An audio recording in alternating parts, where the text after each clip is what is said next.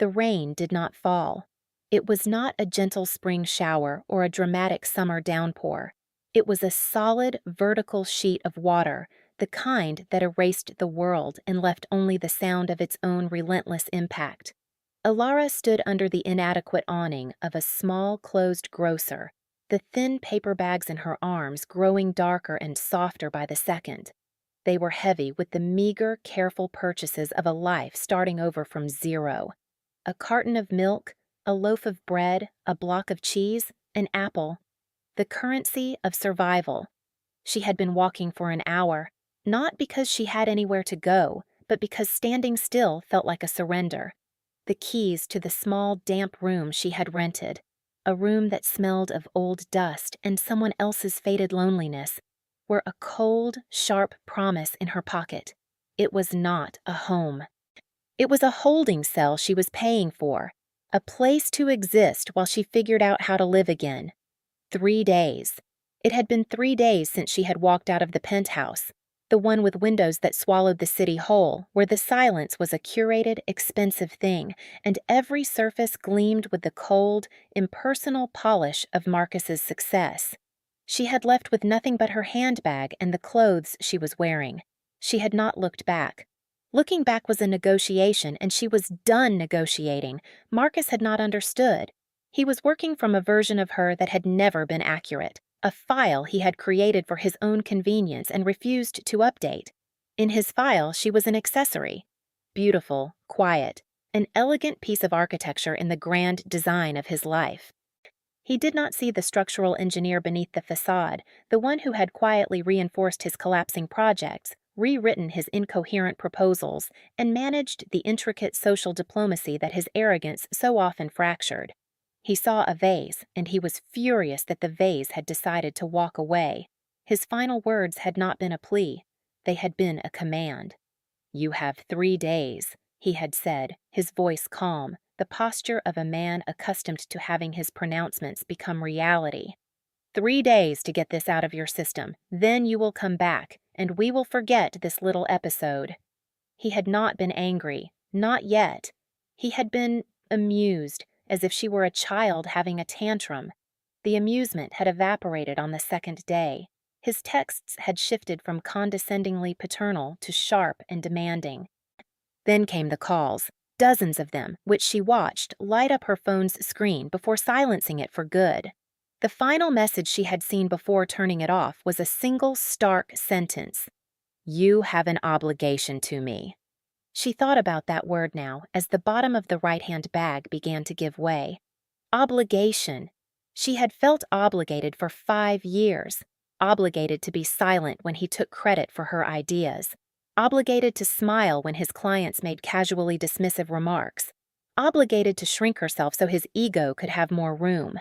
Obligation was a debt, and she had overpaid. The account was closed. A tremor went through the paper. She tried to shift her grip to redistribute the weight, but it was too late. The bottom of the bag tore open in a long, wet sigh. The carton of milk hit the pavement first, its corner bursting, sending a plume of white into the gray, gritty water pooling at her feet. Then the apple, which rolled with a sickening speed toward the gutter, a flash of red against the bleak concrete. The loaf of bread landed with a soft, sodden thump. She did not scream. She did not cry. She simply stared. It was, in a way, a perfect metaphor. The pathetic, final collapse. The last of her carefully hoarded money, now a spoiled mess on a dirty city sidewalk in a biblical flood. A profound, hollow exhaustion settled into her bones. It was the kind of tired that sleep could not fix. It was the cumulative exhaustion of years spent holding her breath. She bent down, a pointless gesture. Her trench coat, a good one she had bought in a life that felt like it belonged to someone else, was soaked through. Her hair was plastered to her scalp. The water seeped into her shoes. She reached for the carton of milk, her fingers closing around the slick, dented cardboard. What was she even doing? She couldn't save it. It was all ruined. That was when the world changed. It did not happen with a sound, but with a cessation of sound. The constant rhythmic hiss of tires on wet asphalt suddenly vanished. The distant drone of the city seemed to fall away, leaving only the drumming of the rain. It was a silence so abrupt, so unnatural, that it was louder than any noise. She looked up from the spreading pool of milk.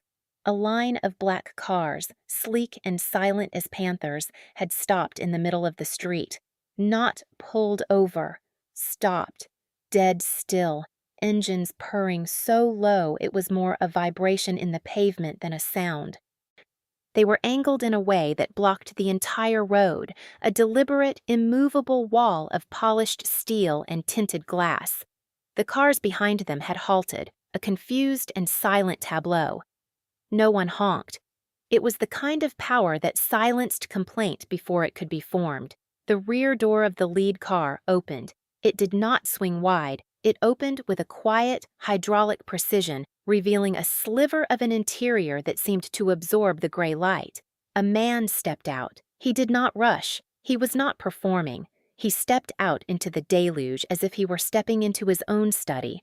The rain did not seem to dare touch the immaculate lines of his dark charcoal suit. An umbrella, vast and black, opened above his head, held by a driver who had materialized from the front seat with an efficiency that was almost invisible. The man was tall, his presence a point of absolute stillness in the chaos of the storm. He looked at the stalled traffic, the silent drivers, the single, pathetic woman kneeling on the pavement. His gaze was not pitying, it was not curious, it was assessing, a quiet, comprehensive inventory of the scene. Alara had seen that look before, in boardrooms, on the faces of men who could buy and sell entire city blocks with a single nod. But this was different.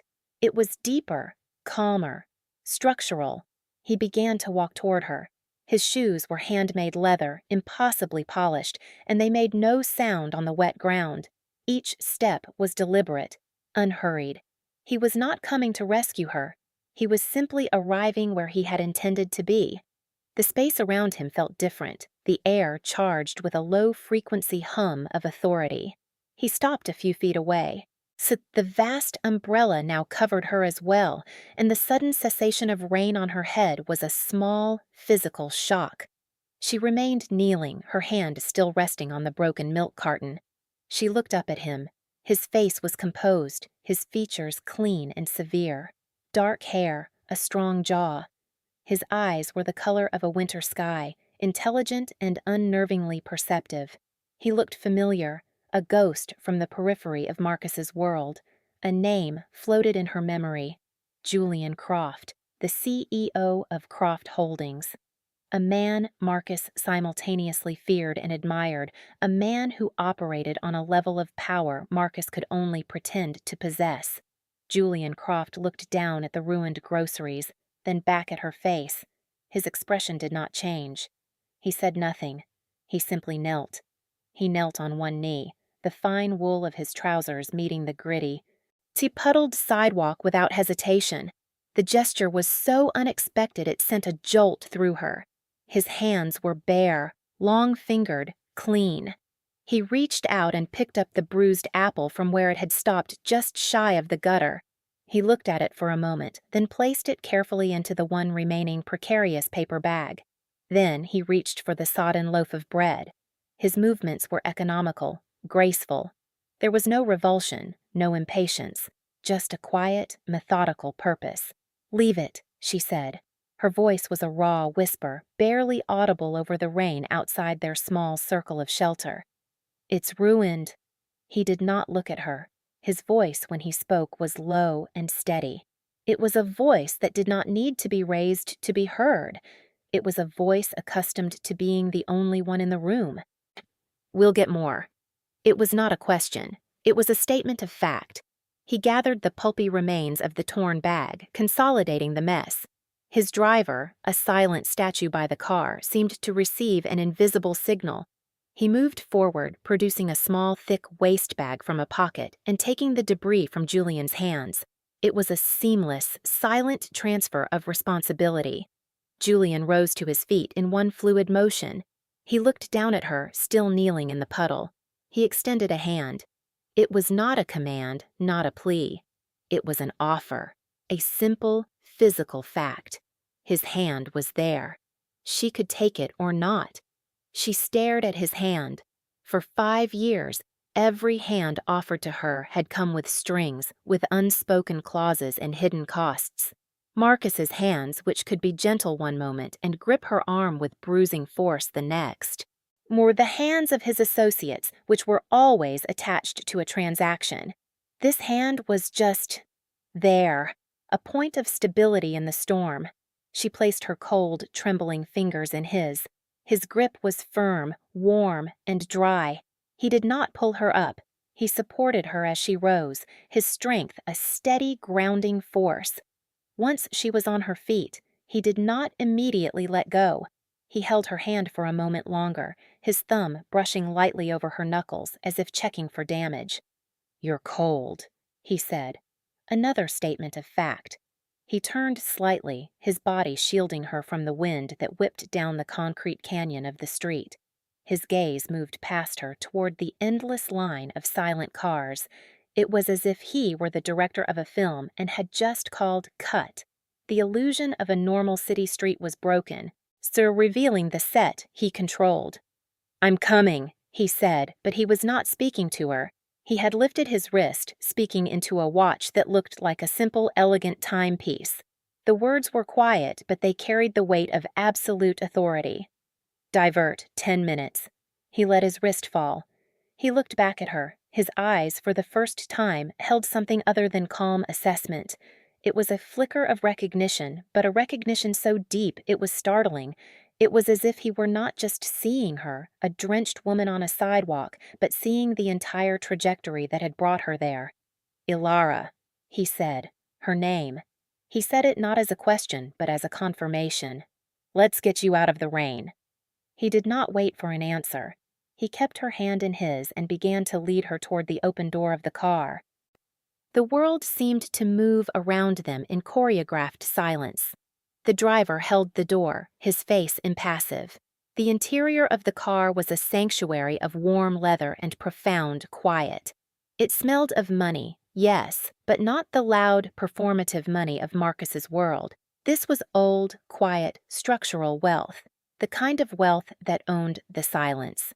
She slid onto the seat. The leather was buttery soft. The warmth inside the car was immediate, wrapping around her like a blanket. Julian slid in beside her, his presence filling the space without crowding it. He was a large man, but he moved with a contained energy that seemed to take up less room than it should. The door closed with a solid, satisfying thud, sealing them off from the world. The sound of the rain vanished, replaced by a low, almost imperceptible hum. Outside, the motorcade began to move, pulling away as smoothly and silently as it had arrived. She watched the rain-streaked window, the city blurring past. She was in a stranger's car, a powerful stranger. Every instinct she had honed over the past 5 years screamed at her. This was a trap, another gilded cage. But her body betrayed her mind. The exhaustion she had been holding at bay washed over her in a tidal wave. The warmth of the car, the quiet, the simple, undeniable fact that she was dry and safe for the first time in days conspired against her defenses. A shudder racked her body, a violent, uncontrollable tremor that had nothing to do with the cold. A heavy cashmere blanket was draped over her shoulders. She hadn't even seen him move to get it. He tucked it around her, his movements efficient and impersonal. Like a doctor tending to a patient. "It's handled," he said, his voice a low murmur. She looked at him, confused. "What is?" "Marcus," he said. His eyes were on the road ahead, but his attention was entirely on her. "I bought his company this morning, or rather, the debt that holds it together. It was a messy acquisition. He doesn't know it yet. He'll get a notification at 9 a.m. tomorrow. His access will be revoked." Ilara stared at him, her mind struggling to process the words. Bought his company. It was impossible. Marcus's company was his identity, his kingdom. "Why?" she asked, the word a small, lost sound. Julian Croft turned his head to look at her fully. His winter sky eyes were clear, his expression unreadable. Because I saw the revised schematics for the Argent Tower project, the ones submitted under his name 2 years ago, and I saw the original drafts, the ones with your watermark, in a discarded file during due diligence. He paused, letting the weight of his words settle in the quiet car. He has been taking credit for your genius for a very long time. I don't like thieves. It was the most astonishing thing anyone had ever said to her. Not, you're beautiful, or you're elegant, or you're so good for him. He had said, you're genius. He had seen the engineer. He had seen the architect. He had seen the person she had been forced to hide away, the person she herself had almost forgotten existed. He told me they weren't good enough, she whispered, the memory of Marcus's casual dismissal a fresh sting. He said my designs were too academic, not commercially viable. He said he had to fix them. He did not fix them, Julian said, his voice flat, devoid of emotion but carrying the conviction of absolute truth. He simplified them, he stripped out the innovation and left a crude, functional husk. I saw your original energy consumption models. They were revolutionary. The version he built is a disgrace to the concept. She felt a crack appear in the frozen wall around her heart. It was not the relief of being saved.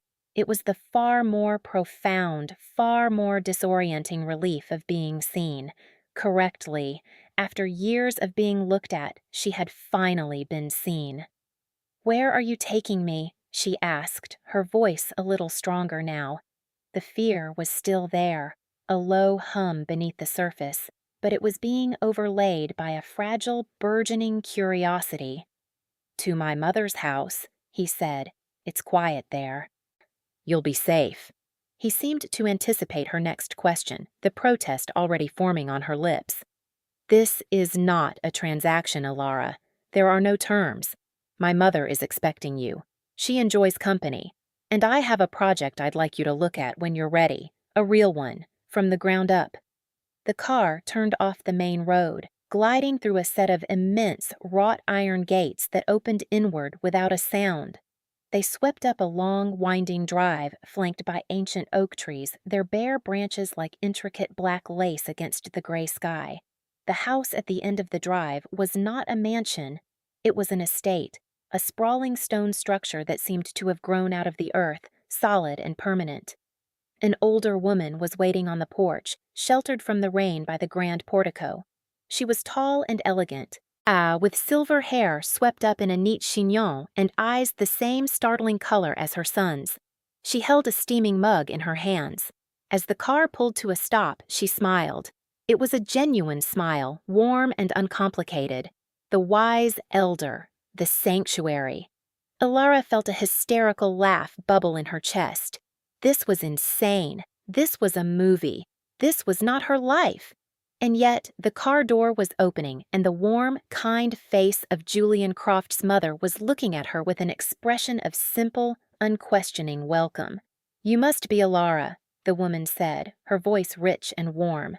"I'm Annalise. I've made tea and soup. Julian said you might be cold." Alara stepped out of the car, the cashmere blanket still wrapped around her. She looked from the magnificent house to the kind face of the woman in front of her, to the tall, silent man who had just dismantled her entire past with a few quiet phone calls. The world she had known, a world of struggle and endurance and quiet desperation, had been completely and irrevocably unwritten in the space of 15 minutes. The next few days passed in a haze of surreal tranquility. Annalise Croft did not pry. She did not ask about Marcus or where Alara had come from. She simply provided. She provided hot meals, clean clothes that appeared silently in the wardrobe of a beautiful sunlit guest room, and long, comfortable silences. She was a woman who understood that sometimes the greatest kindness was the absence of questions. Alara spent the first day mostly asleep, a deep, dreamless sleep that was less about rest and more about a system-wide shutdown and reboot. When she woke, the rain had stopped. and pale winter light was filtering through the mullioned windows. The house was quiet, the kind of silence that doesn't echo, the kind that settles. She found Annalise in a vast conservatory filled with orchids of impossible color and complexity. The older woman was tending to a delicate white bloom, her fingers gentle and sure. "Ah, you're awake," Annalise said, not turning around. "There's coffee on the side table. Help yourself." Alara poured a cup, her hands steady for the first time in what felt like years. "Thank you," she said. "For everything. I don't know what to say." Annalise finally turned, a small, wry smile on her lips. "There's nothing to say. Julian is a good judge of character, and of talent. He's been talking about you for months." Alara blinked. "Months?" "Oh, yes," Annalise said. "She's snipping a dead leaf with a small pair of silver scissors. Ever since he started looking into acquiring Marcus Thorne's company, he kept coming back to the technical files. 'There's a ghost in this machine, Mother,' he'd say. 'Someone brilliant, and she's being erased.'" Annalise looked directly at Alara, her gaze sharp and intelligent. "Julian doesn't abide waste, especially not a waste of talent." This reframing of Julian's actions was both comforting and unsettling. He hadn't rescued a damsel in distress. He had acquired an asset he deemed valuable. It was a cold, corporate way of looking at it, but it was also clean. It was a language she understood far better than the messy, unpredictable language of emotion. He wasn't acting out of pity. He was acting out of respect for her competence. Julian appeared that evening. He did not arrive with a grand announcement. He was simply there, standing in the doorway of the library where Alara was staring at a wall of leather-bound books, a fire crackling in the hearth. He was dressed in a dark blue suit, his tie loosened slightly. He looked tired, but his presence was as centered and calm as ever. "You look better," he said. "I feel clearer," she admitted. "Your mother is an incredibly kind woman." "She likes people who don't feel the need to fill every silence with noise," he replied, walking over to the fireplace. He stood there, warming his hands, his profile stark against the flickering light. "She's already annoyed. She gets that from you." The dry, understated humor caught her off guard. A small smile touched her lips. "I haven't said more than 20 words to her." "Exactly," he said, a ghost of a smile on his own face. "Marcus Thorne received his notification this morning. As expected, he did not take it well." Alara's stomach tightened. "What did he do?" "He tried to access his office. He was denied. He tried to access his corporate accounts. He was denied.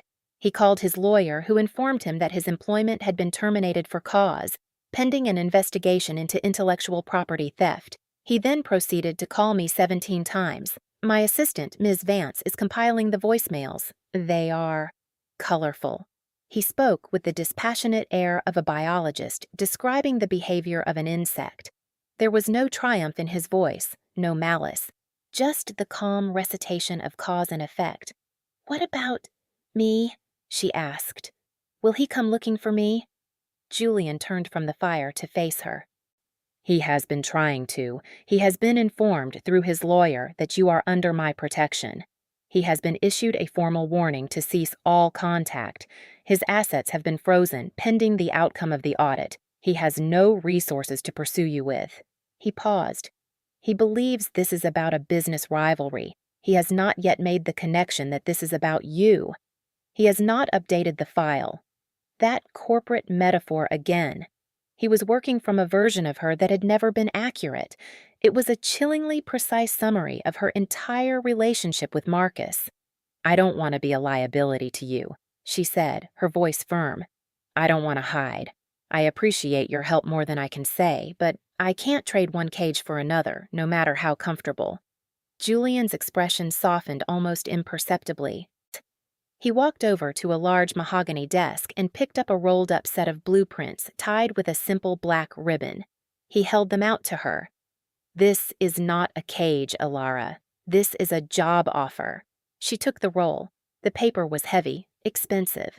She untied the ribbon and spread the blueprints across the desk. It was a design for a massive multi-use waterfront development, a city within a city. It was ambitious, complex, and breathtakingly innovative. At the bottom of the title block, under Lead Architect, the space was blank. "The current plans are uninspired," Julian said, standing beside her. "They are safe, profitable, and boring. They are the architectural equivalent of a beige sedan. I want you to look at them. I want you to find the flaws. And then I want you to design something better. Something worthy of the location." He pointed to a section of the plan. "Start here, the energy and water reclamation systems. They're a joke." She looked from the plans to his face. He was not testing her. He was not humoring her. He was giving her work, real, meaningful, challenging work. He was giving her back the part of herself that Marcus had tried to erase. "I don't have my software," she said, the practical objection a flimsy shield against the overwhelming wave of hope. "Or my portfolio. It's all on my laptop at the penthouse." "It's on the courier flight from your old apartment. Ms. Vance's team retrieved all of your personal effects this afternoon," he said, as if stating the time. "The penthouse is now a Croft Holdings property. Marcus's personal items have been boxed and sent to a storage unit in New Jersey. Oh, the CEO has certain standards for his residences. We are having it cleaned." He removed them, mostly. The sheer, quiet efficiency of it was terrifying and exhilarating in equal measure. While she had been sleeping and drinking tea, he had surgically excised her entire past, boxed it up, and shipped it to storage. "A full design studio has been set up for you in the West Wing," he continued, his voice even. "Anything you need, you ask for. You will have an unlimited budget and full creative control. You will report directly to me. Your compensation package is being drawn up, but I assure you it will be appropriate." She stared at the blueprints, her fingers tracing the lines of a building that did not yet exist. She thought about the spoiled milk on the pavement. She thought about the cold, lonely room she had rented. She thought about the 5 years of shrinking herself, of being silent. "Okay," she said, her voice clear and strong. "Okay, Julian, I'll do it." For the first time, Julian Croft smiled. It was not a large smile. It was a small, subtle shift in the corner of his mouth, but it reached his eyes, warming their winter sky coolness for a brief, startling moment. "Good," he said. "I look forward to seeing what you build." The following weeks were the most intensely focused and deeply satisfying of Alara's life. The studio in the West Wing was a designer's dream, a symphony of light, space, and technology. Every piece of software, every reference book, every drafting tool she could imagine was there, waiting for her. Her old laptop and hard drives were there too, and she spent half a day transferring the ghost files, the secret projects, the designs Marcus had rejected, onto the powerful new system. It felt like rescuing orphans. She worked with a feverish intensity, often forgetting to eat or sleep. Annalise would appear at her door with a tray, a gentle reminder that the human body required fuel. Julian would find her late at night, staring at a holographic model of the waterfront, her face illuminated by the glowing blue lines of her own creation. Their conversations were rarely personal. They talked about tensile strength, wind shear coefficients, and sustainable power grids. He would listen, his focus absolute, asking sharp, insightful questions that pushed her to refine her own thinking. He did not praise her. He engaged with her. For Alara, it was a far more profound sign of respect. He was not her patron. He was her collaborator, and her first and most critical audience. In these quiet, late-night sessions, a new kind of intimacy grew between them. It was not romantic, not yet. It was the deep, resonant connection of two minds operating on the same frequency. He recognized the rigor of her intellect, and she saw past his immense power to the lonely, disciplined mind that wielded it. He was a man who had built an empire on the foundation of seeing things, and people, for what they truly were. One evening, he found her sketching on a tablet, a small, frustrated frown on her face. "What is it?" he asked, his voice a low rumble in the quiet studio. "The Central Plaza," she said, not looking up. "It feels performative." It's a grand gesture, but it has no heart. It's a space for people to pass through, not a place for them to be. She sighed, setting the tablet down. It feels like something Marcus would design. Julian was silent for a long moment. He walked over to the window, looking out at the dark, manicured gardens. "When I was a boy," he said, his back to her, "my father would bring business partners here. They would stand on the terrace and talk about leverage and acquisitions. They never once looked at the gardens. They saw it as a backdrop, a symbol of power they wanted to possess." He turned back to her. "My mother was the one who planted the gardens. She designed them to have quiet corners, hidden benches, places to be. She understood the difference between a showcase and a sanctuary." Alara looked at him, at this rare, brief glimpse into his past. She understood. "A sanctuary," she repeated softly. She picked up her tablet again, her fingers flying across the screen, deleting the grand. So empty plaza and starting again. This time, she didn't design a space. She designed a feeling. She designed hidden corners and quiet benches. Meanwhile, the world outside the estate continued to turn. Marcus Thorne, stripped of his company, his money, and his status, was not taking his downfall gracefully. He was a man whose entire identity was built on a scaffolding of external validation. Without it, he was collapsing. From snippets of conversation with Ms. Vance, who called with ruthlessly efficient updates for Julian, Ilara pieced together the narrative of his decline. He had tried to sue. His lawsuit was summarily dismissed when Croft Holdings' legal team countersued for fraud and intellectual property theft, presenting a mountain of evidence that included Ilara's original watermarked files. He had tried to leverage his social contacts. He found his calls were no longer being returned. The world he had moved in was a world of transactional relationships, and he was no longer a valuable transaction. He had been delisted. His delusion, however, remained intact. He could not conceive of a world in which he was not the protagonist. In his mind, Julian Croft was a corporate raider who had stolen his company, and Ilara was a confused, manipulated victim who would, eventually, see the light and come back to him. He was blind with arrogance, completely misjudging both the nature of Julian's power and the depth of Ilara's resolve. "Give her 3 days," he had drunkenly slurred to one of the few acquaintances who would still take his call. "She'll be begging to come back. She can't survive without me." It was a recording, Ms. Vance played for Julian over the phone, her voice betraying a sliver of contempt. Julian had listened, his expression unchanged. "He seems warm," he'd commented dryly before hanging up. The final, fatal miscalculation came a month before the annual Obsidian Gala, the city's most exclusive and high-profile charity event. Croft Holdings was the primary sponsor. It was the glittering apex of the social and financial calendar, a room where billions of dollars in net worth mingled over champagne and canapes. Marcus, now living in a cramped apartment and drowning in legal fees, saw it as his last chance. It was a stage, his stage. He would crash the party. He would confront Ilara in public, expose Julian as a predator, and reclaim his rightful place. It was a plan born of desperation and a titanic, unshakable vanity. He hired a private investigator with the last of his borrowed funds to confirm Ilara would be there. The investigator, who was discreetly on the Croft security payroll, confirmed it immediately. The trap was set. Marcus didn't realize he was the one walking into it. "He's going to be there," Julian told Ilara one evening. They were in the dining room sharing a simple meal with Annalise. Ilara put her fork down. "The gala?" "Yes. He believes a public confrontation will work in his favor." Annalise clicked her tongue. "The poor fool. It's like a moth planning to confront a searchlight."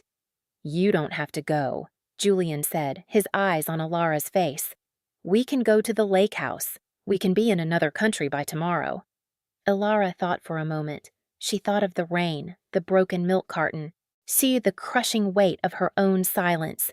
Hiding was what the old Ilara would have done. She was not the old Ilara anymore. She was the woman who had designed a waterfront from the ground up. She was the woman who had found her voice in lines of code and architectural sketches. "No," she said, her voice steady. "I'll go. I don't leave because things become complicated." She looked at him, a direct, even gaze. It was what he had said to her once, during a difficult design problem. She was giving his own words back to him. A flicker of deep respect showed in his eyes. "Very well," he said. "What will you wear?" The night of the Obsidian Gala was a cold, clear night, the sky a black velvet cloth studded with diamond-bright stars. The museum where it was held was a temple of glass and steel glowing from within. The air buzzed with power, money, and influence. Ilara stepped out of Julian's car, and for a moment, the sea of flashing cameras and shouting reporters fell silent. She was wearing a gown of emerald green silk, a color chosen to echo the Central Park in her waterfront design. The dress was not ostentatious. It was architecturally precise, its clean lines and perfect drape speaking of a quiet, unshakable confidence. On her arm was Julian Croft, a formidable presence in a flawless black tuxedo. They did not look like a predator and his victim. They looked like partners. They looked like equals. They moved through the crowd, a pocket of calm in the swirling chaos. Julian nodded to acquaintances, his expression polite but distant. His entire focus was on Ilara, his hand a warm, steady presence on the small of her back. She did not shrink. She did not hide behind him. She met the curious, assessing gazes of the city's elite with a cool, serene poise. She was not an accessory. She was an architect. They were standing near the grand staircase, speaking with a city council member about zoning variances for the waterfront project when he appeared. Marcus looked like a ghost of his former self. His tuxedo was ill-fitting, likely rented. His face was gaunt, his eyes holding a feverish, desperate light. He had somehow slipped past the outer layers of security, a testament to his single-minded obsession. He pushed through the crowd, his movements clumsy, jarring. "Ilara."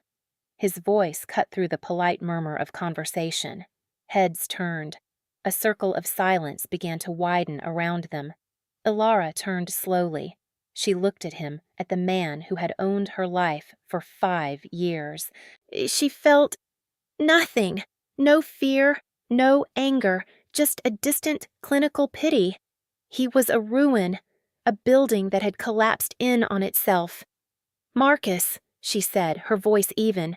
"What are you doing with him?" he demanded, his voice rising, cracking with strain.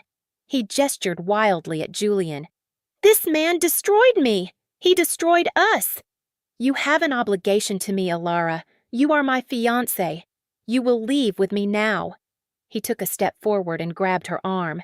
It was the same grip he had used 100 times before, the grip of ownership, the grip of control. This time, she did not flinch. She did not pull away. She looked down at his hand on her arm, then back up at his face. "Let go of my arm, Marcus," she said.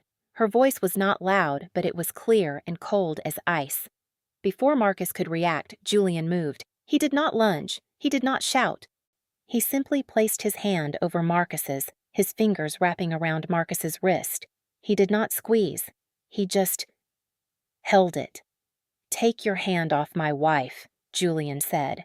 His voice was conversational, almost gentle, but it carried a weight that made the air grow thick and heavy. The words, "my wife," hung in the sudden, absolute silence of the grand hall. They were not a romantic declaration.